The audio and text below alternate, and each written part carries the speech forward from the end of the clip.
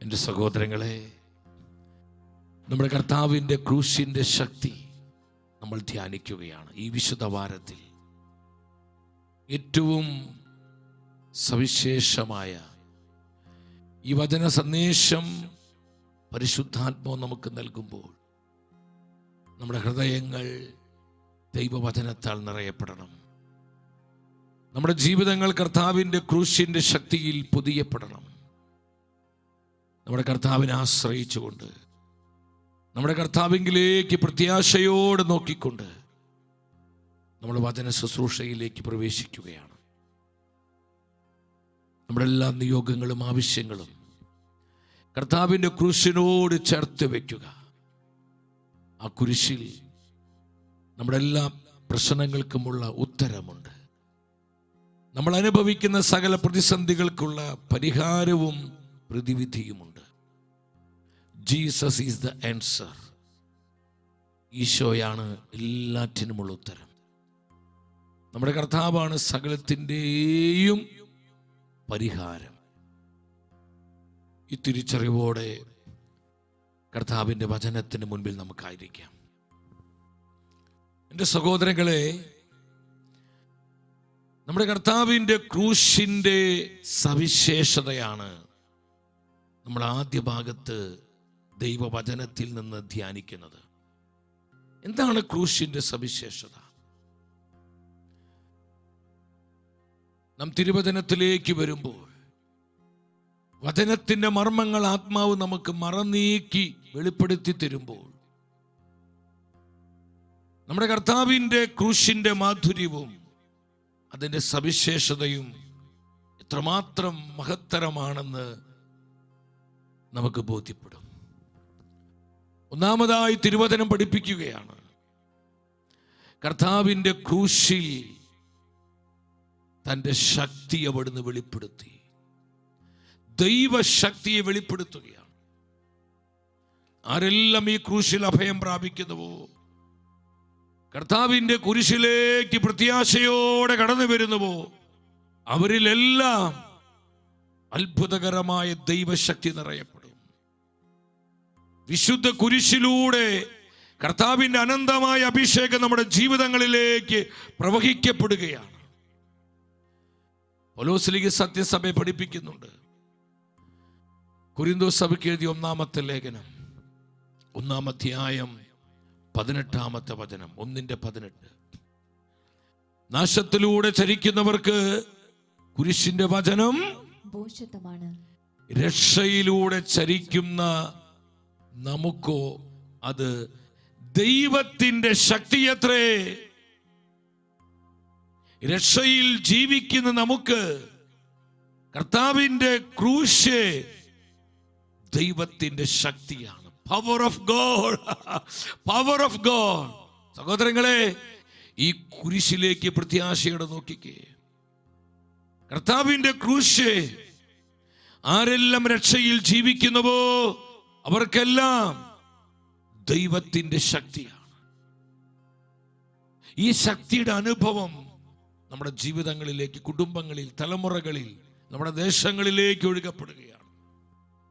ഈ വിശുദ്ധ വാരത്തിൽ കർത്താവിൻ്റെ കുരിശുമരണത്തെക്കുറിച്ചും ഉത്ഥാനത്തെക്കുറിച്ചൊക്കെ നമ്മൾ ആഴത്തിൽ ധ്യാനിക്കുമ്പോൾ സഹോദരങ്ങളെ, ഈ കൃപയാണ് നമ്മൾ സ്വന്തമാക്കേണ്ടത്.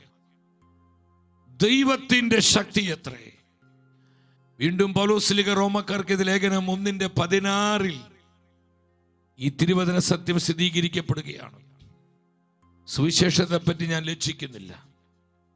എന്തെന്നാൽ വിശ്വസിക്കുന്ന ഏവർക്കും, ആദ്യം യഹൂദർക്കും പിന്നീട് ഗ്രീക്കുകാർക്കും, അത് രക്ഷയിലേക്ക് നയിക്കുന്ന ദൈവശക്തിയാണ്. രക്ഷയിലേക്ക് നയിക്കുന്ന ദൈവശക്തിയാണ്.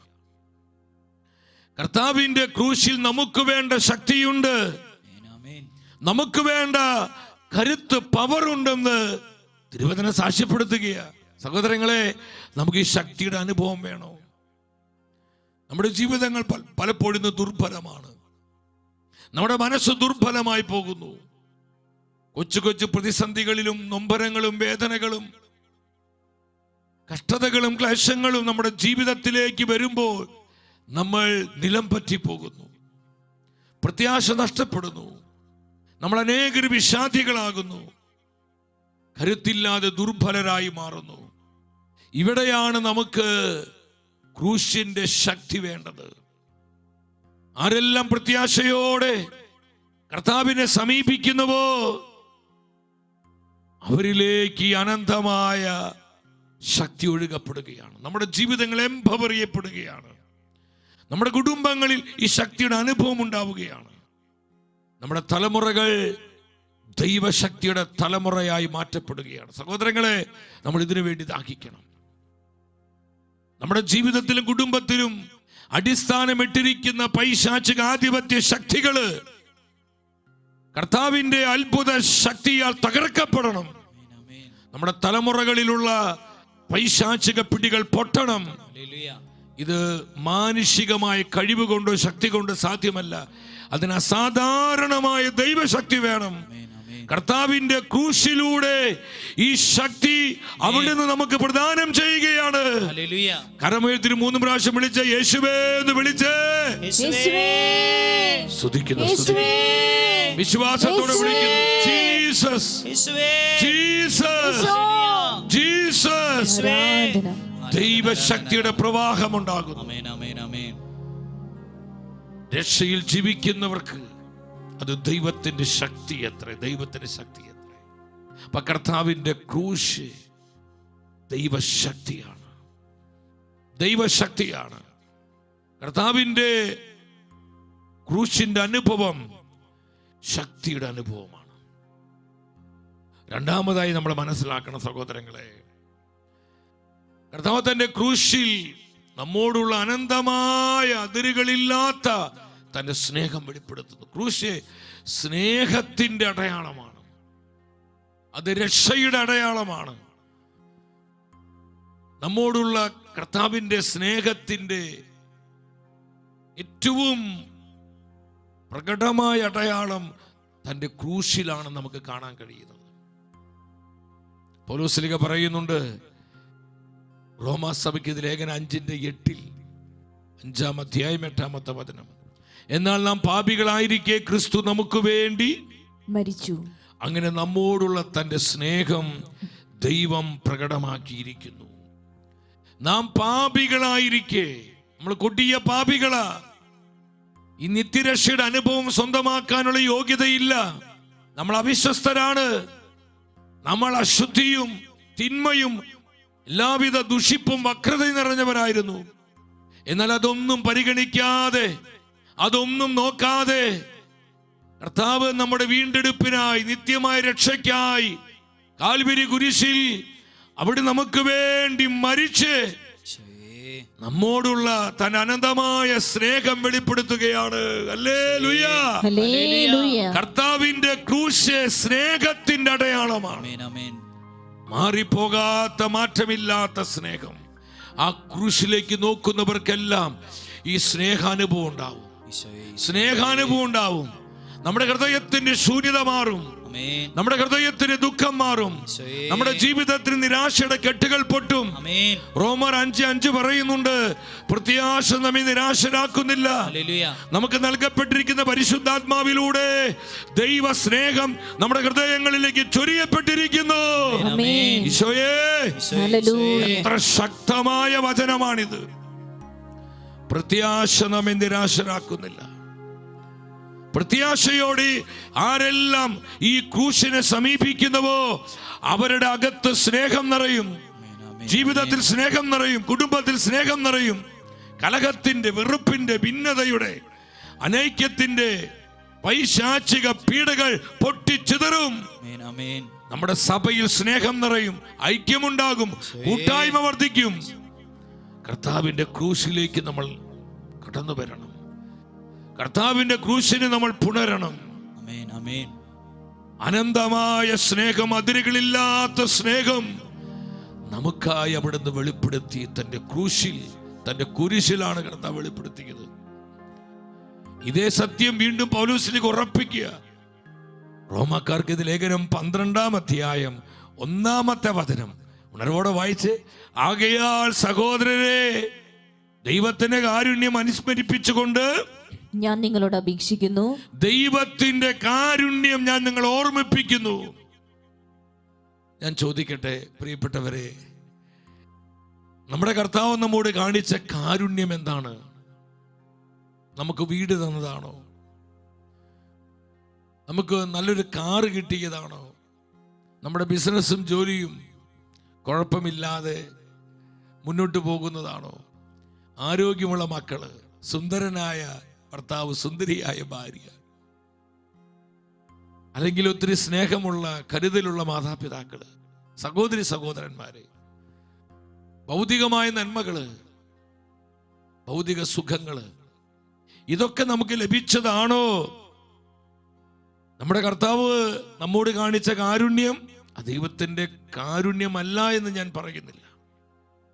എന്നാൽ കർത്താവ് നമ്മോട് കാണിച്ച കാരുണ്യത്തിന്റെ ഏറ്റവും മൂർത്തീവമായ ഭാവം നമ്മൾ കാണുന്നത് അവിടുത്തെ ക്രൂശിലാണ്. അത് വീണ്ടെടുപ്പാണ്, നിത്യമായ രക്ഷയാണ്. ദൈവം നമ്മോട് കാണിച്ച കാരുണ്യം നമുക്ക് ലഭിച്ച സൗജന്യമായ രക്ഷയാണ്. സൗജന്യമായ രക്ഷ. സഹോദരങ്ങളെ, ഈ രക്ഷയെ ഓർത്തുകൊണ്ട് കർത്താവിനോട് ചേർന്ന് വിശുദ്ധ ജീവിതം നയിക്കുവാൻ അപ്പോസ്തലനായ പൗലോസ് സഭാമക്കളോട് ആവശ്യപ്പെടുക. നമ്മളിത് മനസ്സിലാക്കണം. ഇതൊരു വലിയൊരു ആത്മീയ മർമ്മമാണ്. രക്ഷയുടെ വെളിച്ചം നമ്മുടെ ഹൃദയത്തിൽ പ്രകാശിതമാകുമ്പോൾ ഈ ലോകത്തിന്റെ സുഖങ്ങളും ഈ ലോകത്തിന്റെ ഭോഗേച്ഛകളും നമുക്ക് ചപ്പും ചവറുമായി അനുഭവപ്പെടുന്നു. അത് വെറും വേസ്റ്റായി നമുക്ക് ബോധ്യപ്പെടുന്നു.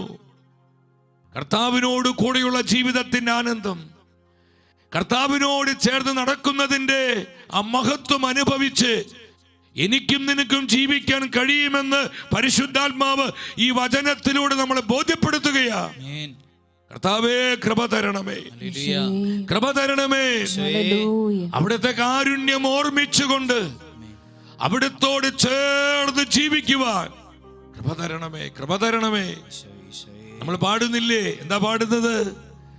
കർത്താവിന്റെ കരം പിടിച്ചേ ഞാനെന്നും വഴി നടക്കും. ബോധ്യത്തോടെ പാടിക്കേ. കർത്താവിന്റെ കരം പിടിച്ച് യെസ് ലോർഡ് ഞാനെന്നും വഴി നടക്കും. ഇതാർക്കാണ് സാധിക്കുന്നത്? ദൈവം നമ്മോട് കാണിച്ച കാരുണ്യം ഓർത്ത് ആ രക്ഷയിൽ ജീവിക്കുന്ന ഒരു ദൈവ പൈതലിന് മാത്രമാണ് ഈ ലോകത്തിൽ കർത്താവിനോട് ചേർന്ന് ജീവിക്കുവാനായി കഴിയുന്നത്. അവർ ലൗകികരും ജഡീകരുമായി മാറില്ല. അവരുടെ ഏറ്റവും വലിയ ആനന്ദം കർത്താവായിരിക്കും. കർത്താവിന്റെ ജീവനുള്ള വചനമായിരിക്കും. ദാവീദ് പറഞ്ഞില്ലേ, എന്റെ ഹൃദയത്തിൽ അവിടുന്ന് എനിക്ക് ആനന്ദം നൽകി. മറ്റുള്ളവർക്ക് ധാന്യത്തിന്റെയും വീഞ്ഞിന്റെയും സമൃദ്ധിയിൽ ഉണ്ടായതിലേറെ ആനന്ദം എന്റെ ഹൃദയത്തിൽ കർത്താവ് നിക്ഷേപിച്ചിരിക്കുന്നു. ആനന്ദമാണ് ജോയ് ഓഫ് സാൽവേഷൻ, രക്ഷയുടെ ആനന്ദം.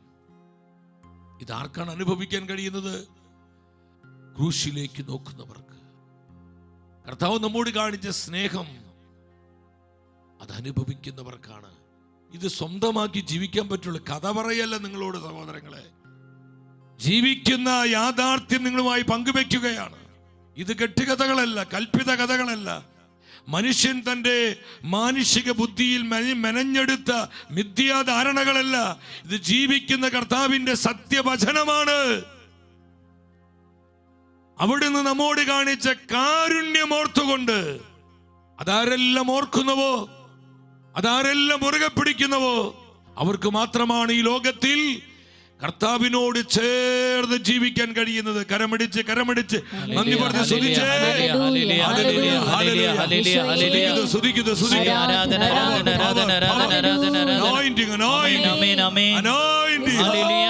കർത്താവിന്റെ കരം പിടിച്ചേ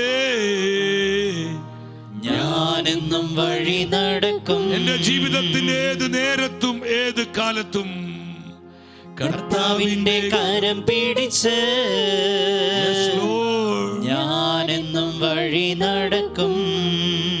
വീണ്ടും റോമർ 5:6 പരിശുദ്ധ വചനം പഠിപ്പിക്കുന്നു, നാം ബലഹീനരായിരിക്കെ നാം ദുർബലരായിരിക്കെ, നാം പാപികളായിരിക്കെ, നാം അവിശ്വസ്തരായിരിക്കെ, ഒരു കരുണയും കൃപയും സ്വീകരിക്കുവാൻ യാതൊരുവിധ യോഗ്യതയും ഇല്ലാതിരിക്കെ, നിർണയിക്കപ്പെട്ട സമയത്ത് ക്രിസ്തു പാപികൾക്ക് വേണ്ടി, നമുക്ക് വേണ്ടി മരിച്ച് നമുക്ക് വീണ്ടെടുപ്പ് നൽകി. ഇതല്ലേ ദൈവം കാണിച്ച കാരുണ്യം? ഇതെവിടെ വെളിപ്പെട്ടത്? കർത്താവിന്റെ ക്രൂശിലാണ്. ക്രൂശിന്റെ സവിശേഷത രണ്ടാമത്തേത് അനന്തമായ സ്നേഹം, അതിരുകളില്ലാത്ത സ്നേഹം, വ്യവസ്ഥകളില്ലാത്ത ഒരു കണ്ടീഷനും ഇല്ല, അൺകണ്ടീഷണലാണ്. അതുപോലെ കർത്താവ് നമ്മളെ സ്നേഹിക്കുന്നു. മൂന്നാമത് സഹോദരങ്ങളെ, കർത്താവിന്റെ ക്രൂശിൽ നമ്മുടെ പാപങ്ങൾക്കുള്ള ശിക്ഷ അവിടുന്ന് ഏറ്റെടുത്തു. ക്രൂശ് രക്ഷയുടെ അടയാളമാണ്. കർത്താവ് നമ്മെ പ്രതി നമ്മുടെ പാപങ്ങൾക്ക് വേണ്ടി കർത്താവ് ശിക്ഷകൾ ഏറ്റെടുത്തു. പാപത്തിന് ശിക്ഷയുണ്ട്, പണിഷ്മെന്റ് ഉണ്ട്. പാപത്തിന്റെ ശമ്പളം മരണമാണ്. പാപത്തിന്റെ ശമ്പളം മരണമാണ്. സഹോദരങ്ങളെ, ആ നിത്യമായ മരണത്തിന്റെ പിടിയിൽ നിന്ന്, ആ മരണത്തിന്റെ വിഷപ്പല്ലുകളിൽ നിന്ന് നമ്മളെ വീണ്ടെടുത്ത് നിത്യമായ രക്ഷ കർത്താവ് തന്റെ ക്രൂശിലാണ് കർത്താവ് ഇത് ചെയ്തത്. യെശയ്യാ പ്രവചനം 53-ാം അധ്യായം 5-6 വചനം നിങ്ങൾ ശ്രദ്ധ ഉണർവോടെ വായിച്ചേ, കൃപയോടെ വായിച്ചേ.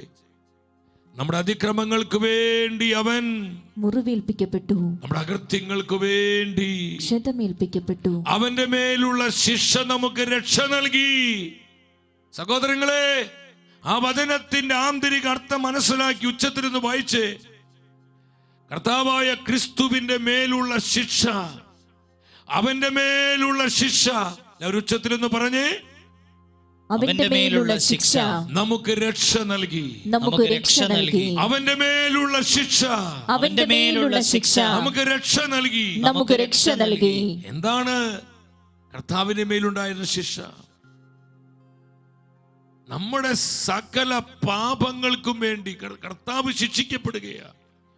നമ്മൾ ലേവ്യ പുസ്തകത്തിൽ കാണുന്നുണ്ട്. ആ പാപപരിഹാര ദിനത്തില് മഹാപുരോഹിതൻ ആടിനെ പിടിച്ച് ഇസ്രായേൽ ജനം മുഴുവന്റെയും പാപങ്ങൾ ഈ ആടിന്റെ ശിരസിൽ ചുമത്തുകയാണ്. അതിന് ശിരസിൽ കൈവച്ച് പ്രാർത്ഥിച്ച് ജനം മുഴുവന്റെയും പാപങ്ങൾ ഈ ആടിനെ ചുമത്തുകയാണ്.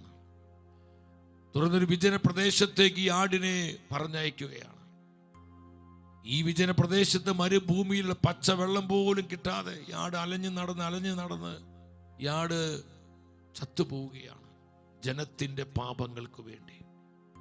നമ്മുടെ കർത്താവിന്റെ ക്രൂശീകരണത്തിന്റെ, നമ്മുടെ കർത്താവ് നമ്മുടെ പാപങ്ങൾക്ക് ശിക്ഷ ഏറ്റെടുത്ത് നമുക്ക് നൽകുന്ന വീണ്ടെടുപ്പിന്റെ ഒരു പ്രവചനാത്മകമായ പഴയ നിയമത്തിലെ ചിത്രമാണ് നമ്മൾ ലേവ്യ പുസ്തകത്തിൽ കാണുന്നത്.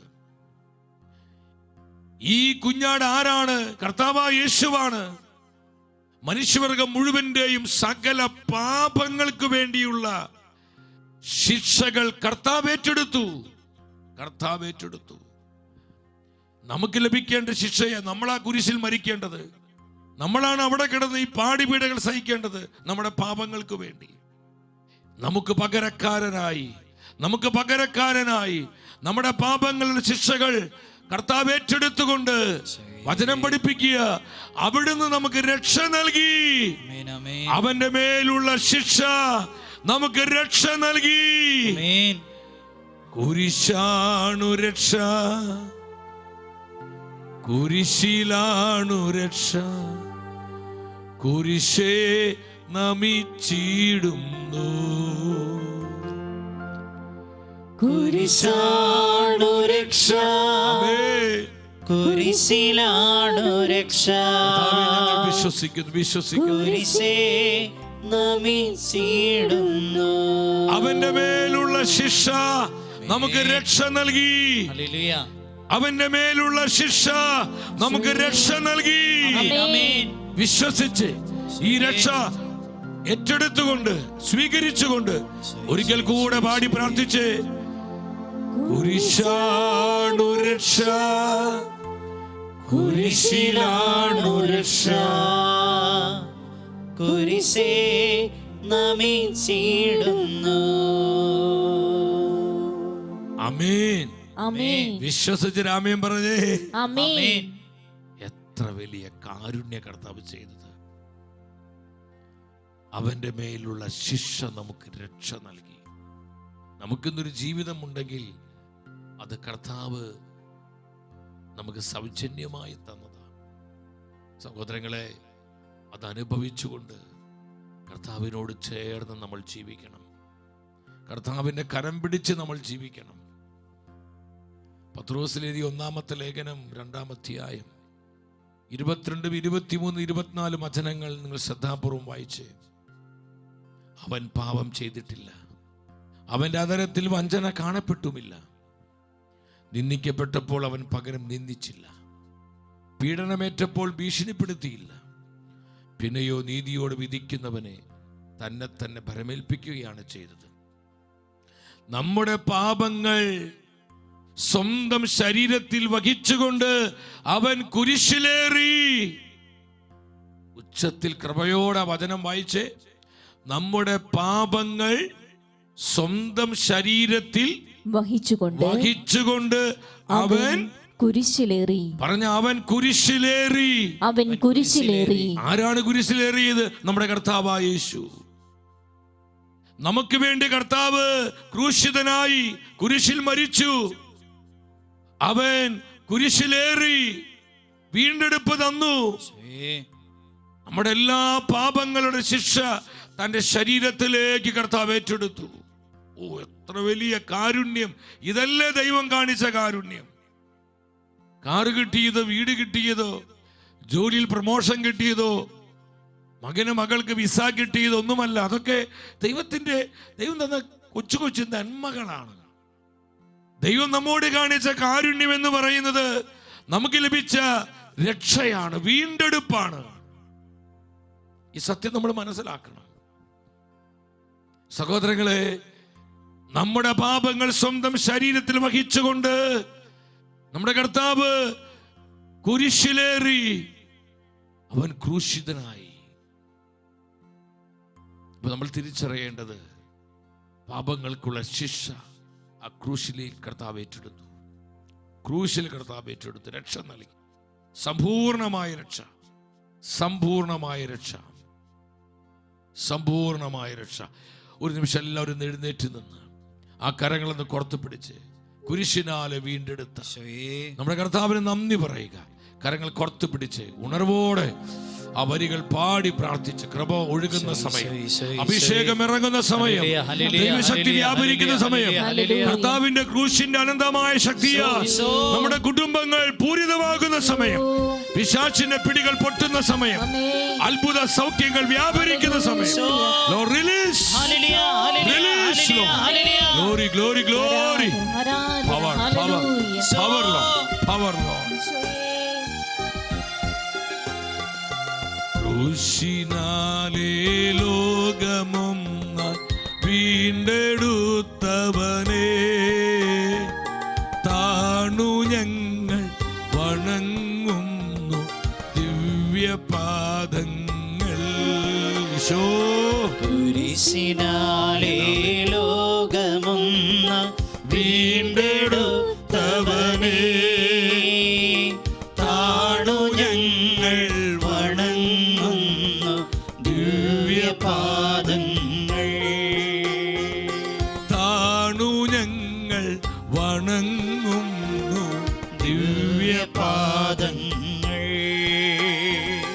താണു ഞങ്ങൾ വണങ്ങുന്നു ദിവ്യപാദങ്ങൾ.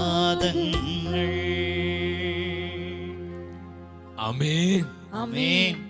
സഹോദരങ്ങളെ, നാലാമത്തൊരു സവിശേഷതയാണ് തൻ്റെ ക്രൂശിലൂടെ നമ്മെ ദൈവത്തിന് സ്വീകാര്യരാക്കി മാറ്റി, ദൈവത്തിന് പ്രസാദമുള്ളവരാക്കി, ദൈവത്തിന് സ്വീകാര്യരാക്കി. തൻ്റെ ക്രൂശിലൂടെ കർത്താവ് ഈ ഒരു എക്സ്ചേഞ്ച്, ഈ ഒരു ദൈവിക കൈമാറ്റം നടത്തുകയാണ്. ദൈവത്തിന് സ്വീകാര്യരായി നമ്മളെ മാറ്റുകയാണ്. തിരുവചനം പറയുന്നു, പൗലോസ്ലീഹ റോമക്കാർക്കെതി ലേഖനം 5-ാം അധ്യായം 9-10 വചനങ്ങൾ. ആകയാൽ ഇപ്പോൾ അവന്റെ രക്തത്താൽ നീതീകരിക്കപ്പെട്ട നാം അവൻ മൂലം ക്രോധത്തിൽ നിന്ന് രക്ഷിക്കപ്പെടുമെന്നത് തീർച്ചയാണല്ലോ. നാം ശത്രുക്കളായിരുന്നപ്പോൾ, കാരണം പാപവുമായി ദൈവത്തിന് യാതൊരു ബന്ധവുമില്ല, പാപവുമായി കർത്താവിന് യാതൊരു ബന്ധവുമില്ല. അവിടുന്ന് പരിശുദ്ധനിൽ പരിശുദ്ധനായ ദൈവമാണ്. സെറാഫുകൾ അനവരതം ഉദ്ഘോഷിക്കുന്നു, സൈന്യങ്ങളുടെ കർത്താവ് പരിശുദ്ധൻ പരിശുദ്ധൻ പരിശുദ്ധൻ പരിശുദ്ധൻ, നിരന്തരം ഉദ്ഘോഷിക്കുകയാണ്. നമ്മുടെ കർത്താവിന് അശുദ്ധിയുമായ യാതൊരു ഇടപാടുമില്ല. അതുകൊണ്ട് തന്നെ പാപം ദൈവത്തോടുള്ള ശത്രുതയാണ്, ദൈവമായിട്ടുള്ള ബന്ധം നഷ്ടപ്പെടുന്നൊരു അനുഭവമാണ്. എന്നാൽ പൗലോസ്ലീഹ പഠിപ്പിക്കുകയാണ്, നാം ശത്രുക്കളായിരുന്നപ്പോൾ, നാം പാപികളായിരുന്നപ്പോൾ അവിടുത്തെ പുത്രനായ ക്രിസ്തുവിന്റെ മരണത്താൽ ദൈവവുമായി രമ്യതപ്പെട്ടുവെങ്കിൽ, രമ്യതപ്പെട്ടതിന് ശേഷം അവന്റെ ജീവൻ മൂലം രക്ഷിക്കപ്പെടുമെന്നതും തീർച്ചയാണ്. തന്റെ ക്രൂശിലൂടെ നമ്മെ ദൈവത്തിന് സ്വീകാര്യരാക്കി കർത്താവ് മാറ്റി. നമ്മൾ പാപിയാണെന്ന് പറഞ്ഞൊരു ഗിൽറ്റി ഫീലിംഗ് നമ്മൾ ജീവിക്കേണ്ട. കുറ്റബോധമല്ല വേണ്ടത്, പാപബോധം, അനുതാപമാണ് നമുക്ക് വേണ്ടത്. ഇന്ന് ഒത്തിരിയേറെ മനുഷ്യർ ഈ കുറ്റബോധത്തിന്റെ പിടിയിലാണ്. ഞാൻ ദൈവത്തിന് സ്വീകാര്യനല്ല, ദൈവം എന്നെ തള്ളിക്കളയും, എനിക്ക് കർത്താവിന്റെ മുൻപിൽ വരാനുള്ള യോഗ്യതയില്ല, ദൈവാനുഗ്രഹം സ്വീകരിക്കാനുള്ള യോഗ്യത എനിക്കില്ല, ഞാൻ ഒരുപാട് അവിശ്വസ്തനാണ്, ഒത്തിരി തിന്മയുള്ളവനാണ്, അശുദ്ധിയുള്ളവനാണ്, വക്രതയുള്ളവനാണ്, ഒരുപാട് പേരെ കണ്ണീര് കുടിപ്പിച്ചവനാണ്, എനിക്ക് രക്ഷയില്ല. സഹോദരങ്ങളെ, ഇത് പൈശാചികമാണ് ഈ ചിന്ത. ഇതൊരിക്കലും പരിശുദ്ധാത്മാവിൽ നിന്ന് വരുന്ന ചിന്തയല്ല. ഇതിന്റെ പുറകിൽ പിശാചാണ്. It's a deceiving thought. ഇതൊരു ചതിയുടെ, വഞ്ചനയുടെ ചിന്തയാണ്. പിശാച് അവിടെ ലോക്ക് ചെയ്യാണ് അനേകരെ, അവിടെ ബന്ധിച്ചിടുകയാണ്. നിനക്ക് രക്ഷയില്ല, നിനക്ക് പ്രത്യാശയില്ല, നീ നശിച്ചു, നീ തീർന്നു, നീ എന്തിനാ ജീവിക്കുന്നത്, ഇതുപോലെ എന്തിനാ നീ ഒരു ഭാരമായി മാറുന്നത്? ഇങ്ങനെയുള്ള നെഗറ്റീവ് ചിന്തകൾ തന്ന് അനേകം ആത്മാക്കളെ പിശാച് ബന്ധിക്കുകയാണ്. അവിടെ മനസ്സിനെ ബൈൻഡ് ചെയ്യുകയാണ്, ബുദ്ധിയിൽ അന്ധകാരം വ്യാപിക്കുകയാണ്, ജ്ഞാനം വിളിച്ച് നഷ്ടപ്പെടുകയാണ്. സഹോദരങ്ങളെ, ഈ വചനം നമ്മൾ ശ്രദ്ധിക്കണം. വ്യക്തമായ ആത്മാവ് പഠിപ്പിക്കുന്നു. പരിശുദ്ധാത്മാവ് എന്താ പറയുന്നത്? നമ്മൾ അനുരഞ്ജനപ്പെട്ടു. നമ്മൾ ഇനി ദൈവത്തിന് ശത്രുക്കളല്ല, നമ്മൾ ദൈവത്തിന് മകനാണ്, മകളാണ്. എന്നെയും നിങ്ങളെയും മകനും മകളുമാക്കി കർത്താവിന്റെ ക്രൂശ് മാറ്റുകയാണ്. ദൈവത്തിന് സ്വീകാര്യരായി, ദൈവമക്കളായി കർത്താവിന്റെ കുരിശ് നമ്മളെ ഉയർത്തി. വിശ്വസിച്ചൊരു 3 പ്രാവശ്യം ഹല്ലേലൂയ പറഞ്ഞേ.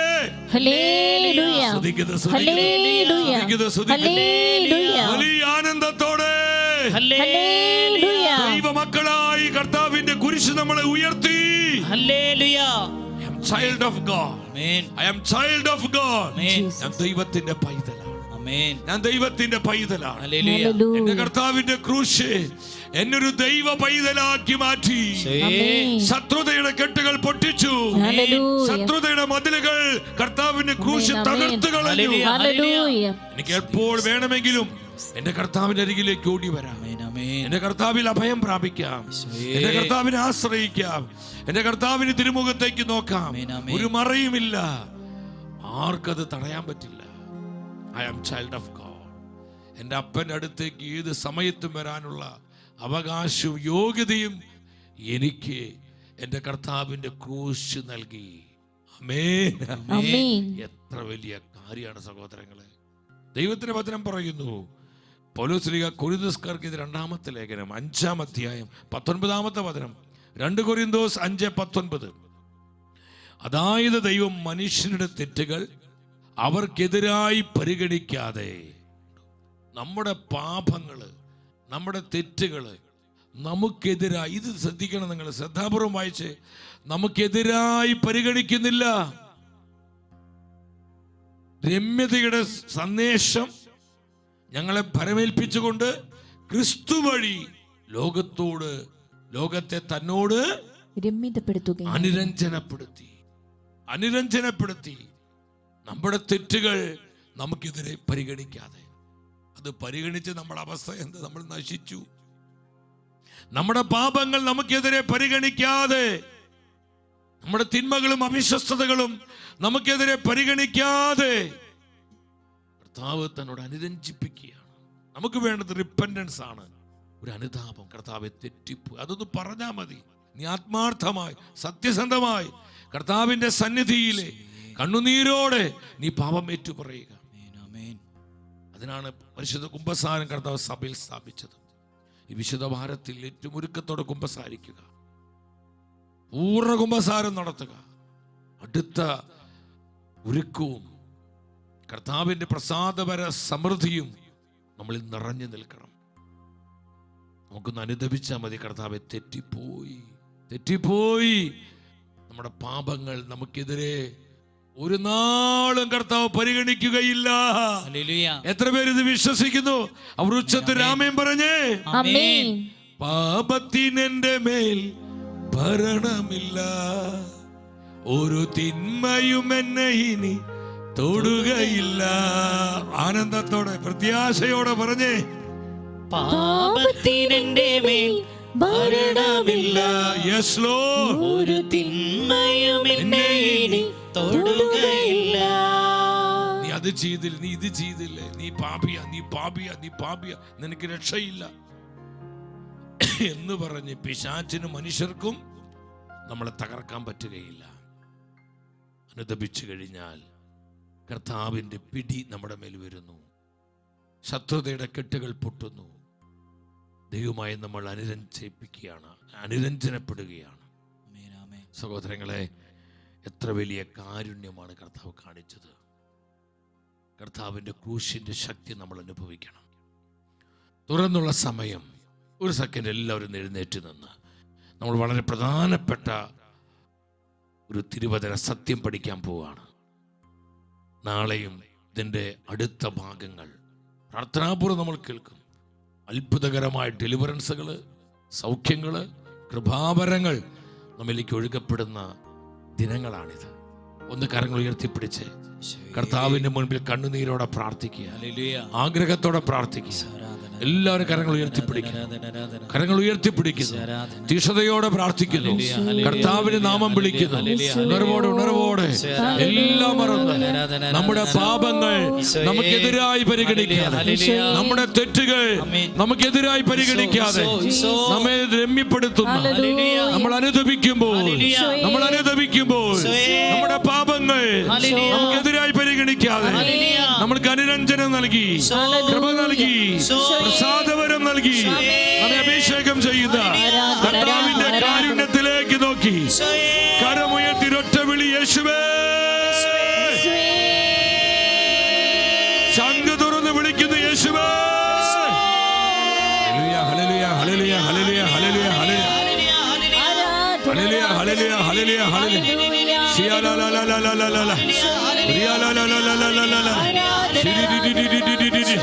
കെട്ടുകളെ പൊട്ടിക്കുന്ന അഭിഷേകം, ദുഃഖങ്ങൾ ഒടിക്കുന്ന അഭിഷേകം, കുറ്റബോധത്തിന്റെ കെട്ടുകള്, മനസ്സാക്ഷി കുത്തിന്റെ കെട്ടുകള് യേശുനാമത്തിൽ വിട്ടൊഴിയട്ടെ. ക്രൂശിന്റെ ശക്തിയാൽ തകർക്കപ്പെടട്ടെ.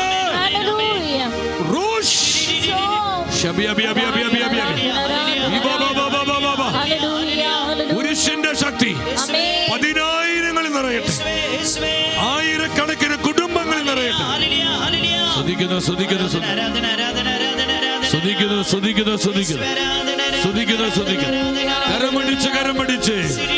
കരമടി ശക്തിയോടെ പാടി സ്തുതിക്കുന്നു.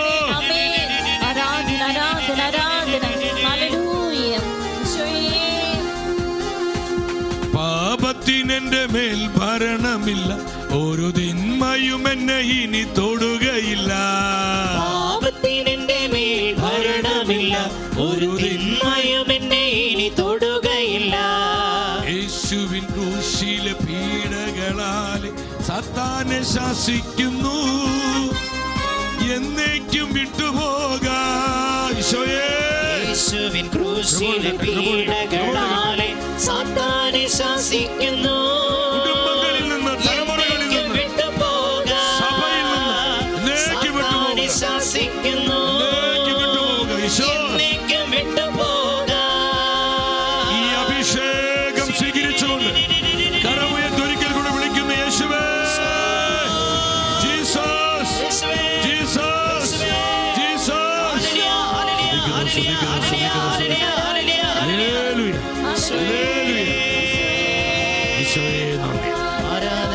ഈശോയെ നന്ദി, ഈശോയെ നന്ദി, ഈശോയെ നന്ദി, ഈശോയെ സ്തുതി.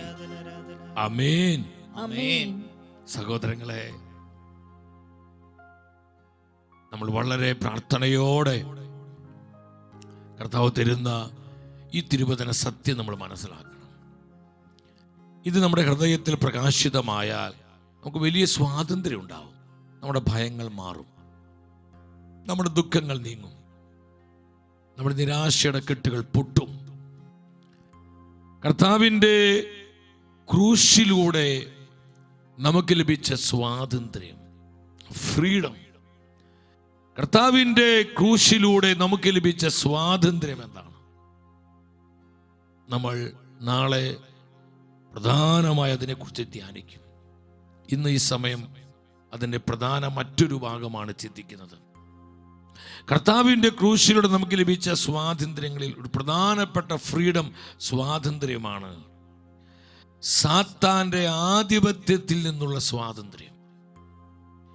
പിശാചിന്റെ അടിമത്തത്തിൽ നിന്ന്, സാത്താന്റെ ആധിപത്യത്തിൽ നിന്ന്, ഇരുട്ടിന്റെ ശക്തികളിൽ നിന്ന്, അന്ധകാര പോരാട്ടങ്ങളിൽ നിന്ന്, നാരകീയ പീഡകളിൽ നിന്ന് കർത്താവ് തന്റെ ക്രൂശിലൂടെ നമ്മെ സ്വതന്ത്രരാക്കി. ഉൽപ്പത്തിയുടെ പുസ്തകം 3 വരുമ്പോൾ നമുക്ക് കാണാൻ പറ്റും. ആദ്യ പാപം, പിശാചിന്റെ കൊടിയ ചതിയിലൂടെ, അവന്റെ കള്ളത്തരത്തിലൂടെ, അവൻ പറഞ്ഞ നുണയിലൂടെ ആദ്യ മാതാപിതാക്കള് പാപം ചെയ്ത് ദൈവകൽപ്പന ലംഘിച്ച് അവർ തങ്ങളുടെ ആത്മാവിനെ പിശാചിന് പണയം വെച്ചു. ആദ്യ മാതാപിതാക്കന്മാരുടെ ഈ പാപം വഴി പരിശുദ്ധ വചനം പറയുന്നു, ലോകത്തിലേക്ക് മരണം കടന്നു വന്നു, ലോകത്തിലേക്ക് മരണം പ്രവേശിച്ചു. ഈ ലോകം പിശാചിന്റെ പിടിയിലായി, അവൻ ഈ ലോകത്തിന്റെ ദേവനായിട്ട് മാറി. സഹോദരങ്ങളെ, ഈ സത്യം നമ്മൾ മനസ്സിലാക്കണം. പിശാചിന്റെ പിടിയിൽ മനുഷ്യവർഗം അധപതിക്കുകയാണ്. അതുകൊണ്ടാണ് മരുഭൂമിയിലെ പരീക്ഷ സമയത്ത് പിശാച് കള്ളം പറഞ്ഞതല്ല, യാഥാർത്ഥ്യമാണ് പറഞ്ഞത്. നമ്മുടെ കർത്താവിനെ നോക്കി സാത്താൻ പറഞ്ഞു. ലൂക്കായുടെ സുവിശേഷം 4-ാം അധ്യായം 5-6 വചനങ്ങൾ. അവിടെ എന്താണ് വചനം പഠിപ്പിക്കുന്നത്? ലൂക്കാ 4:5-6. പിന്നെ പിശാച് അവനെ ഒരു ഉയർന്ന സ്ഥലത്തേക്ക് കൊണ്ടുപോയി ഭൂമിയിലെ സകല രാജ്യങ്ങളും ക്ഷണം നേരം കൊണ്ട് അവന് കാണിച്ചു കൊടുത്തു. ഈശോയ്ക്ക് കാണിച്ചു കൊടുത്തു.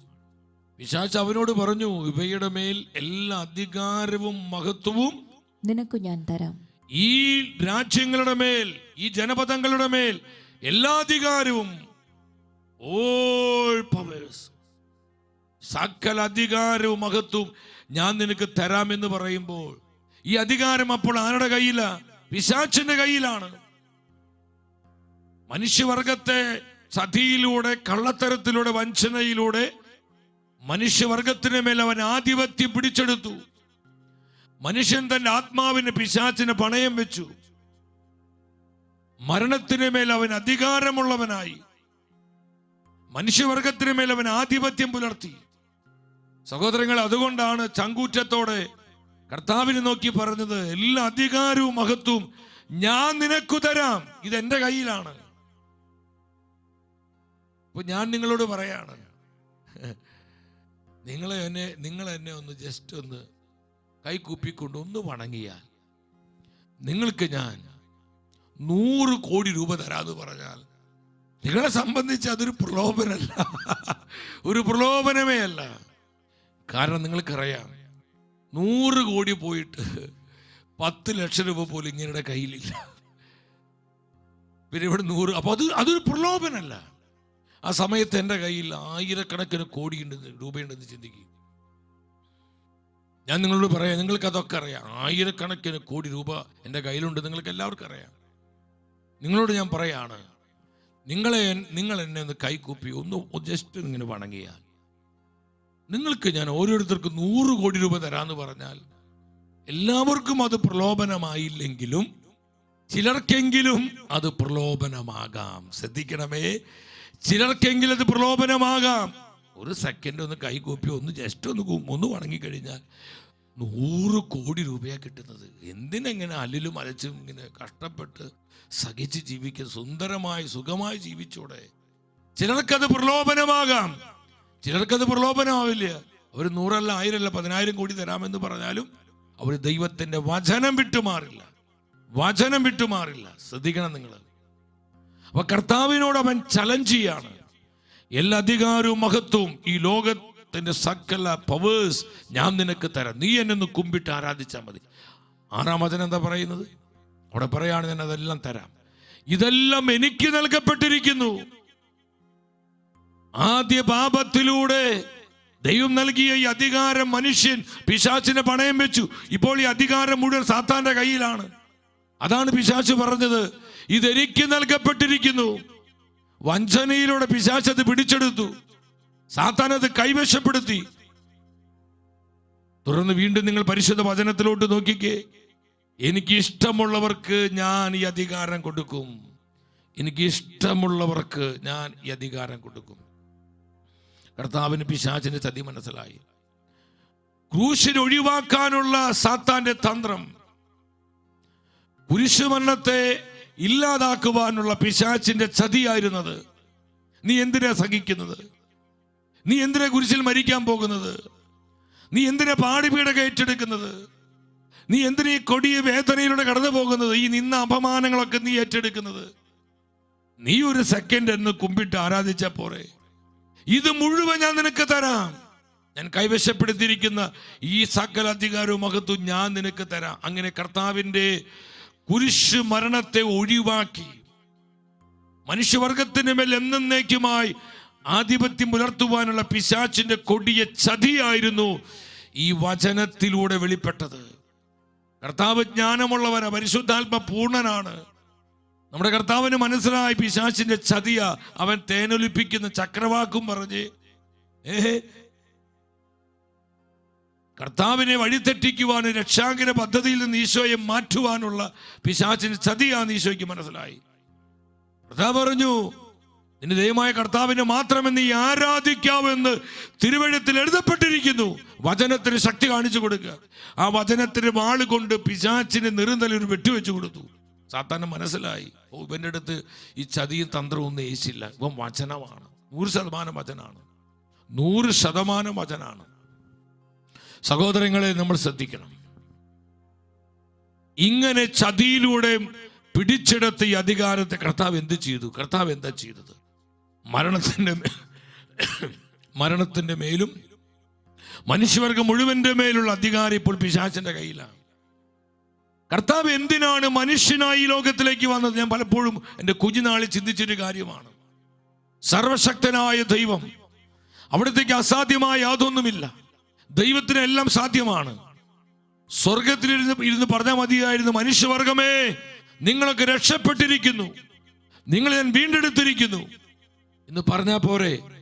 മനുഷ്യനായി നമ്മെ പോലെ ഈ രക്തത്തിലും മാംസത്തിലും ഭാഗവാക്കായി ഈ ലോകത്തിലേക്ക് വന്ന് നമ്മിൽ ഒരുവനായി ജീവിച്ച്, അവൻ പാപം ചെയ്യാതെ പാപികളുടെ ഇടയിൽ ജീവിച്ച് പാടിപീടുകൾ ഏറ്റെടുത്ത് കാലിബരി കുരിശിൽ 3 ആണികളാൽ ക്രൂശിക്കപ്പെട്ട് മരണപ്പെട്ട് മരണത്തെ തോൽപ്പിച്ച് അവൻ ഉദ്ധാനം ചെയ്തു. എന്തിനാ കർത്താവ് ഇതിലൂടെ എല്ലാം കടന്നുപോയത്? ഇത് സഹോദരങ്ങളെ, ഈ ആത്മീയ മർമ്മം നമ്മൾ മനസ്സിലാക്കണം. എബ്രായ പുസ്തകം 2-ാം അധ്യായം 14-15 വചനങ്ങൾ നിങ്ങൾ ശ്രദ്ധാപൂർവ്വം വചനം വായിച്ച്, മക്കൾ ഒരേ മാംസത്തിലും രക്തത്തിലും ഭാഗഭാക്കുകളാവുന്നത് പോലെ അവനും അവയിൽ ഭാഗഭാക്കായി. ആരാണ് ഈ അവൻ? കർത്താവായ ക്രിസ്തു. എന്തിനാണ് നമ്മെ പോലെ മനുഷ്യനായി കർത്താവ് ഈ ലോകത്തിലേക്ക് വന്നത്? മനുഷ്യാവതാരം ഈശോ സ്വീകരിച്ച് എന്തിനു വേണ്ടിയിട്ടാണ്? ദൈവത്തോടുള്ള സമാനത നിലനിർത്തേണ്ട കാര്യമായി പരിഗണിക്കാതെ മനുഷ്യരൂപം സ്വീകരിച്ച് കർത്താവ് ഈ ലോകത്തിലേക്ക് വന്നത് എന്തിനു വേണ്ടിയാ? 15-ാമത്തെ വചനം ഒരു 25 പേര് കേൾക്കുന്ന സ്വരത്തിൽ ഉച്ചത്തിൽ നിങ്ങൾ വായിച്ച്, അത് മരണത്തിന്റെ മേൽ അധികാരമുള്ള പിശാചിനെ തന്റെ മരണത്താൽ തന്റെ മരണത്താൽ നശിപ്പിച്ച് മരണഭയത്തോടെ ജീവിതകാലം മുഴുവൻ അടിമത്തത്തിൽ കഴിയുന്നവരെ രക്ഷിക്കുന്നതിന് വേണ്ടിയാണ്. സ്തുതിക്കുന്നു. കർത്താവേ, ഞങ്ങൾ സ്തുതിക്കുന്നു. കർത്താവ് മനുഷ്യനായി ഈ ലോകത്തിലേക്ക് കടന്നു വന്നത് മരണത്തിന് മേൽ അധികാരമുള്ള പിശാചിനെ, അതുവരെ മരണത്തിന്റെ താക്കോൽ സാത്താന്റെ കയ്യിലായിരുന്നു, അവനത് പിടിച്ചെടുത്തിരിക്കുകയായിരുന്നു ചതിയിലൂടെ. എന്നാൽ മരണത്തിന് മേൽ അധികാരമുള്ള പിശാചിനെ തന്റെ മരണത്തിലൂടെ നശിപ്പിച്ച് കർത്താവ് മനുഷ്യനായി വന്നാൽ മാത്രമാണ് മരിക്കാൻ സാധിക്കുകയുള്ളൂ. ദൈവത്തിന് മരണമില്ല. ദൈവത്തെ കൊല്ലാൻ ആർക്കും പറ്റുകയില്ല. ദൈവത്തിന് മരണമില്ല. അവൻ ദൈവത്വം സ്വീകരിച്ചുകൊണ്ടാണ് വന്നിരുന്നതെങ്കിൽ കർത്താവിനെ ക്രൂശിക്കാനോ കർത്താവിനെ കൊല്ലുവാനോ ആർക്കും സാധിക്കില്ല. സർവശക്തനാണ് ദൈവം. എന്നാൽ തന്റെ ദൈവത്തെല്ലാം മാറ്റിവെച്ച് നമ്മെ പോലെ രക്തത്തിലും മാംസത്തിലും ഭാഗവാക്കായി പച്ച മനുഷ്യനായി നമ്മുടെ കർത്താവ് ലോകത്തിലേക്ക് വന്നു. എന്തിനു വേണ്ടി? മരിക്കാൻ വേണ്ടി, നമുക്ക് വീണ്ടെടുപ്പ് തരാൻ, നമുക്ക് നിത്യരക്ഷ തരാൻ, പിശാചിന്റെ പിടിയിൽ നിന്ന്, അവന്റെ ആധിപത്യത്തിൽ നിന്ന് മനുഷ്യവർഗത്തെ വീണ്ടെടുത്ത് രക്ഷിക്കുവാൻ മരിക്കാനാണ് മനുഷ്യനായി വന്നത്. അവൻ ക്രൂശിൽ മരിച്ചു. തന്റെ മരണത്തിലൂടെ മരണത്തിന് മേൽ അധികാരമുള്ള പിശാചിനെ കർത്താവ് നശിപ്പിച്ചു. എത്ര മഹനീയമായ കാര്യം. 15-ാമത്തെ വാക്യം ഒന്നുകൂടി വായിച്ച്.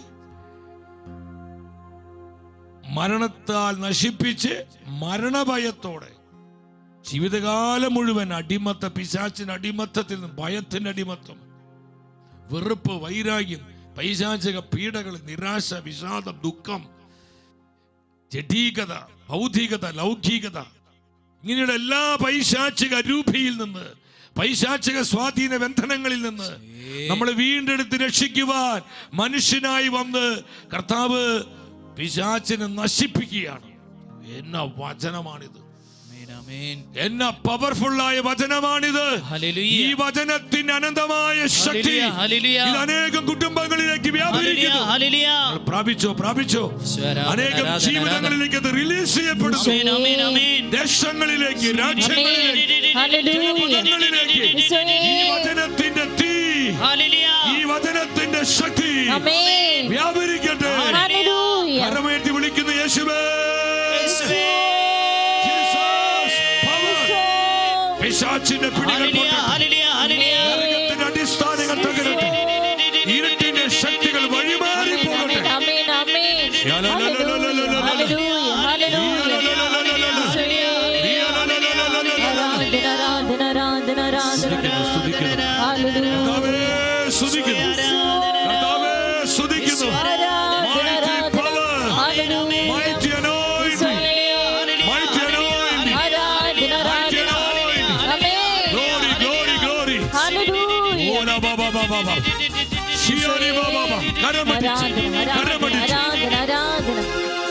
ഈ വചനത്തിന്റെ അഭിഷേകം ഏറ്റെടുത്ത്, ഈ വചനത്തിന്റെ കൃപ സ്വീകരിച്ചുകൊണ്ട് സകല പൈശാചിക പിടികൾ പൊട്ടുവാൻ, നരകത്തിന് അടിസ്ഥാനങ്ങൾ തകരുവാൻ, സാത്താൻ കോട്ടകൾ തച്ചുടയുവാൻ ആഗ്രഹിച്ചുകൊണ്ട് കരമടിച്ച് അഭിഷേക നിറവോടെ പാടി പ്രാർത്ഥിക്കുന്നു.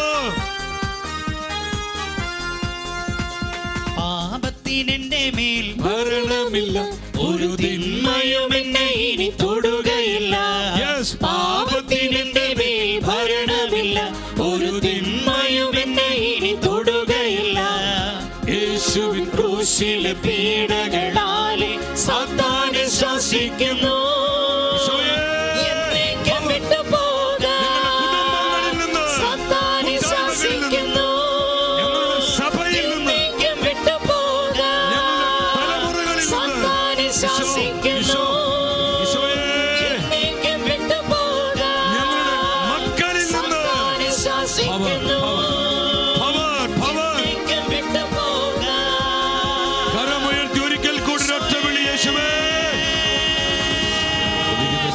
ശ്രദ്ധിക്കുന്നു, ശ്രദ്ധിക്കുന്നു, ശ്രദ്ധിക്കുന്നു, ശ്രദ്ധിക്കുന്നു, ശ്രദ്ധിക്കുന്നു.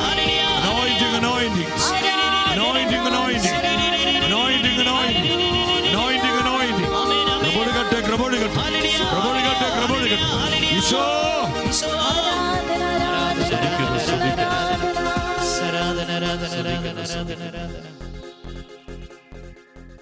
മരണത്തിന്റെ മേൽ അധികാരമുള്ള പിശാചിനെ തന്റെ മരണത്തിലൂടെ കർത്താവ് നശിപ്പിച്ചു. അങ്ങനെ നമുക്ക് വീണ്ടെടുപ്പ് നൽകി. ഒന്നാമത്തെ സ്വാതന്ത്ര്യം സാത്താന്റെ ആധിപത്യത്തിൽ നിന്നുള്ള സ്വാതന്ത്ര്യം. കർത്താവ് തന്നെ ക്രൂശിൽ നൽകിയ സ്വാതന്ത്ര്യത്തിന്റെ ഏറ്റവും പ്രധാനപ്പെട്ടതാണ് നമ്മളിപ്പോൾ കേൾക്കുന്നത്. പിശാചിന്റെ ആധിപത്യത്തിൽ നിന്ന്. ശ്രദ്ധിക്കേണ്ട സഹോദരങ്ങളെ, നമ്മൾ ഇനി പിശാചിനെ ഭയപ്പെട്ട് ജീവിക്കേണ്ടവരല്ല. ഇന്ന് അനേകർക്കൊരു വിഷയമുണ്ട്. പലരും ഇന്ന് ഡെവിൾ സെന്റേർഡ് ആണ്. അവർ പലപ്പോഴും പിശാചിനെ കുറിച്ചാണ് പറയുന്നത്. അവരുടെ ചിന്തകളിൽ പിശാചാണ്. ആ ബന്ധനം, ഈ ബന്ധനം, ആ പിശാച്, ഈ പിശാച്. ബന്ധനമുണ്ട്, പൈശാചിക ശക്തികളുണ്ട്. പക്ഷെ നമ്മൾ ഡെവിൾ സെന്റേർഡ് ആയിട്ടല്ല ജീവിക്കേണ്ടത്, ക്രൈസ്റ്റ് സെന്റേർഡ് ആണ്. പിശാചിനെ നമ്മുടെ കർത്താവ് നശിപ്പിച്ചു, തകർത്ത് കളഞ്ഞു കർത്താവ്. നമ്മൾ ഒരു പിശാചിനെ, ഈ ഒരു പൈശാചിക ശക്തിയും ഭയപ്പെടേണ്ട. ഇന്ന് അനേകർ ഭയത്തോടെ കഴിയാൻ. എന്ത് വലിയ ബന്ധനാണോ വന്നിരിക്കുന്നത് ദൈവമേ, എന്ത് കൊടിയമായ പൈശാചിക പീഡയാണോ എൻ്റെ കുടുംബത്തിൽ വന്നിപ്പെട്ടിരിക്കുന്നത്. ഇങ്ങനെ പിശാച്ച് 24 മണിക്കൂറിൽ ഒരു 10-100 പ്രാവശ്യമെങ്കിലും പിശാച്ച് പിശാച്ച് പിശാച്ച് എന്ന് പറഞ്ഞ് നമ്മളിങ്ങനെ അന്യായമായൊരു ഭയത്തിലേക്ക് പോകുന്നു. എല്ലാറ്റിനും പുറകിൽ പിശാച്ചാണ്, പൈശാചിക പീഡയാണെന്ന് പറഞ്ഞ് അതൊന്നും യഥാർത്ഥ ആത്മീയതയല്ല സഹോദരങ്ങളെ. നിങ്ങൾ ശ്രദ്ധിക്കണം, പിശാച്ചുണ്ട്, പൈശാചിക ബന്ധനങ്ങളുണ്ട്, പൈശാചിക പോരാട്ടങ്ങളുണ്ട്. ഒരു സത്യം നമ്മൾ മനസ്സിലാക്കണം, അതിനെ തകർത്ത് കളഞ്ഞവനാണ് നമ്മുടെ കർത്താവായ യേശു. നമ്മൾ വിശ്വസിക്കേണ്ടതും പ്രത്യാശയുടെ നോക്കേണ്ടതും നമ്മുടെ കർത്താവിന്റെ തിരുമുഖത്തേക്കാണ്. നിങ്ങളുടെ ഉള്ളിലുള്ളവൻ ലോകത്തിലുള്ളവനേക്കാൾ വലിയവനാണ്. എനിക്ക് ഈ വിഷയത്തിൽ പല കാര്യങ്ങൾ നിങ്ങളോട് പറയാനുണ്ട്. അത് പിന്നീട് അവസരത്തിൽ നമ്മൾ ഇതിനെക്കുറിച്ച് കൂടുതൽ ഡീറ്റെയിൽഡായി നമ്മൾ ദൈവവചനത്തിൽ നിന്ന് പഠിച്ച് ധ്യാനിക്കും. ഇന്ന് പല കൂട്ടായ്മകളും നിങ്ങൾ ചിന്തിക്കണം, പലപ്പോഴും ഈ പൈശാചിക ശക്തികൾക്ക് കൂടുതൽ പ്രാധാന്യം കൊടുത്തുകൊണ്ട് സഹോദരങ്ങളെ പലപ്പോഴും അനേകർ ഭയപ്പെട്ടു പോകുന്നുണ്ട്. പലരും ഭയപ്പെട്ടു പോകുന്നു. എന്ത് വലിയ കൊടിയ ബന്ധനമാണ്. ഞാനിപ്പോഴും ഓർക്കുന്നു, ഞാനൊരു കുറച്ച് നാളുകൾക്കും ഒരു ശുശ്രൂഷയ്ക്ക് വേണ്ടി പോയതാണ്. ആ ധ്യാനത്തിൽ 5 ദിവസത്തെ താമസിച്ചുകൊണ്ടുള്ള ധ്യാനമാണ്. 2 ദിവസം കഴിഞ്ഞപ്പോൾ അതിൽ പങ്കെടുക്കുന്ന ഒരു ചേട്ടായി വന്നിട്ട് എന്നോട് പറഞ്ഞു, ബ്രദറെ, ഞാൻ ബ്രദറിന് വേണ്ടി ഡെലിവറൻസ് പ്രാർത്ഥന നടത്തിക്കൊണ്ടിരിക്കുകയാണ്. നമ്മൾ നല്ല കാര്യം. അതൊക്കെ എന്നോട് പറയാണ്, ബ്രദർ ഈ പ്രസംഗിച്ചുകൊണ്ടിരിക്കും, ബ്രദറിൻ്റെ ഈ മൈക്കയിലൊക്കെ ഇങ്ങനെ പിശാചുകൾ തൂങ്ങിക്കിടക്കുന്നു. ഇതിലൂടെ 100 കണക്കിന് പിശാചുകൾ തൂങ്ങിക്കിടക്കുകയാണ്. ഞാനിങ്ങനെ ബന്ധിച്ച് ഓരോ പിശാചിനെ പുറത്താക്കുക. ബ്രദറിൻ്റെ മൂക്കിലൂടെ കണ്ണിലൂടെ ഒക്കെ പിശാച് നുഴഞ്ഞു കയറി. എന്തോന്നാ പറയുന്നതൊക്കെ. നമ്മൾ കർത്താവിന്റെ പരിശുദ്ധമായ രക്തത്തിന്റെ മറവിലുള്ളവരാ. കർത്താവിന്റെ നാമത്തിന്റെ മുദ്രയാൽ മുദ്രിതരാണ് നമ്മൾ. കർത്താവിനാൽ വിലയ്ക്ക് വാങ്ങപ്പെട്ടവര്, വീണ്ടെടുക്കപ്പെട്ടവരാ. നമ്മുടെ ഹൃദയത്തിൽ ജീവിക്കുന്ന ദൈവം പരിശുദ്ധാത്മ വസിക്കുന്നു. ഏത് തിന്മയെ നമ്മൾ പേടിക്കണേ? ഒരു തിന്മയും നമ്മൾ അടിക്കില്ല. നീ കർത്താവിലാണ് ജീവിക്കുന്നതെങ്കിൽ ഒരു തിന്മയ്ക്ക് നിന്നെ അടിക്കാൻ പറ്റില്ല. ഒരു ബന്ധനത്തിനും നിന്റെ ജീവിതത്തിൽ ആക്റ്റീവ് ആവാൻ സാധിക്കില്ല. ഒരു മന്ത്രവാദ കൂടോത്രാപചാര ശക്തിക്കും നിന്നെ തകർക്കാനല്ല തളർത്താൻ പോലും പറ്റില്ല. നീ കർത്താവിലാണോ ജീവിക്കുന്നത്? നീ വചനത്തിലാണോ ജീവിക്കുന്നത്? നിന്നെ തൊടാൻ, നിന്റെ കുടുംബത്തെ തൊടാൻ ഒരു പൈശാചിക ശക്തിക്കും സാധ്യമല്ല. വിശ്വസിക്കുന്നവർ ഉച്ചത്തിൽ ഹല്ലേലൂയ പറഞ്ഞേ. സ്തുതിക്കുന്നു. ഇന്ന് അനേകര് ഭയത്തോടെ ജീവിക്കുന്നത്, സ്നേഹത്തിലും പ്രത്യാശയിലും ഭയം. ദൈവമേ, എപ്പോഴാണ് എനിക്ക് നാശം വരിക? എപ്പോഴാണ് ഞാൻ നശിക്കുക? എപ്പോഴാണ് പിശാച് വന്ന് എന്നെ പീഡിപ്പിക്കുക? എപ്പോഴാണ് സാത്താൻ വന്ന് ആക്രമിക്കുക? എപ്പോഴാണ് എൻ്റെ ജീവിതം തകർന്നു പോവുക? എൻ്റെ കുടുംബം ഇങ്ങനെ ഭയപ്പാടിൽ ജീവിക്കുന്ന ആയിരക്കണക്കിന് ദൈവമക്കള് ഈ കാലഘട്ടത്തിലുണ്ട്. ഇത് നിങ്ങൾക്കുള്ള ദൂത സഹോദരങ്ങളെ. കർത്താവിന്റെ സ്വാതന്ത്ര്യത്തിൽ നീ ജീവിക്കണം. തന്റെ ക്രൂശിൽ നമുക്കായി നേടിത്തന്ന വളരെ പ്രധാനപ്പെട്ട ഒരു ഫ്രീഡമാണ് സാത്താന്റെ ആധിപത്യത്തിൽ നിന്നുള്ള സ്വാതന്ത്ര്യം. പിശാചിനെ തന്റെ മരണത്തിലൂടെ യേശു നശിപ്പിച്ചു, നമ്മെ വീണ്ടെടുത്ത് രക്ഷിച്ചു, നമ്മളെ വീണ്ടെടുത്ത് രക്ഷിച്ചു. അതുകൊണ്ട് വെളിപാട് പുസ്തകം 1:8 പറയുന്നത്, പെട്ടെന്ന് വചനം നിങ്ങൾ ശ്രദ്ധിച്ച്, ദ ബുക്ക് ഓഫ് റെവലേഷൻ, വെളിപാട് 1:8 പറയുന്നു. സോറി, 1:8 1:18, വെളിപാട് 1:18 കേട്ടോ, തെറ്റി പറഞ്ഞാണ്. വെളിപാട് 1:18 എന്ന് പറയുന്നത്, യോഹന്നാൻ ശ്ലീഹ മഹത്വീകൃതനായ കർത്താവിനെ കാണുകയാണ്. യോഹന്നാൻ ശ്ലീഹായോട് നമ്മുടെ കർത്താവ് പറഞ്ഞു, എന്താ കർത്താവ് പറഞ്ഞത്? ജീവിക്കുന്നവനും ഞാൻ മരിച്ചവനായിരുന്നു, എന്നാൽ ഇതാ ഞാൻ എന്നേക്കും ജീവിക്കുന്നു. മരണത്തിന്റെയും നരകത്തിന്റെയും താക്കോലുകൾ എന്റെ കയ്യിലുണ്ട്. പിശാചിന്റെ കയ്യിലായിരുന്നത്. മരണത്തിന്റെ താക്കോൽ സാത്താന്റെ കയ്യിൽ, മരണത്തിന് അധികാരിയായിരുന്നു. എന്നാൽ തന്റെ ക്രൂശിലെ മരണത്തിലൂടെ പിശാചിന്റെ തലയെ തകർത്ത്, അവന്റെ ആധിപത്യത്തെ നശിപ്പിച്ച്, അവന്റെ കോട്ടകളെ തച്ചുടച്ച്, അവന്റെ സകല പിടികളെയും പൊട്ടിച്ച് കർത്താവ് അത് വീണ്ടെടുത്തു. ഇന്ന് കർത്താവിന്റെ കരങ്ങളിലാ ഈ താക്കോല്. നമ്മൾ ആരെയാ ഭയപ്പെടുന്നത്? കർത്താവിനെ ഭയപ്പെട്ട് ജീവിക്കുക, വചനമനുസരിച്ച് ജീവിക്കുക, വിശുദ്ധിയിൽ ജീവിക്കുക, കൃപയിൽ ജീവിക്കുക, നീ പരിശുദ്ധാത്മാവിൽ ജീവിക്കേ, നീ പരിശുദ്ധ കുർബാന അനുഭവിച്ച് ജീവിക്കേ. ഒരു തിന്മയ്ക്ക് നിന്നെ തൊടാൻ പോലും പറ്റില്ല. Praise the Lord, praise the Lord, praise the Lord, praise the Lord, hallelujah, hallelujah. ഞാൻ എന്നേക്കും ജീവിക്കുന്നു. മരണത്തിന്റെയും നരകത്തിന്റെയും താക്കോലുകൾ എന്റെ കയ്യിലുണ്ട്, എന്റെ കൈവശമാണ്, എന്റെ കയ്യിലാണ്. പിശാചിന്റെ കരങ്ങളിൽ നിന്ന് കർത്താവ് അത് പിടിച്ചെടുത്തു, തിരിച്ചു പിടിച്ചു. നമ്മൾ പറയും തിരിച്ചു പിടിക്കുക, തിരിച്ചു പിടിച്ചു. തന്റെ ക്രൂശ് മരണത്തിലൂടെ, തന്റെ ക്രൂശിലൂടെ, ക്രൂശിന്റെ ശക്തി അനുഭവിക്കണം.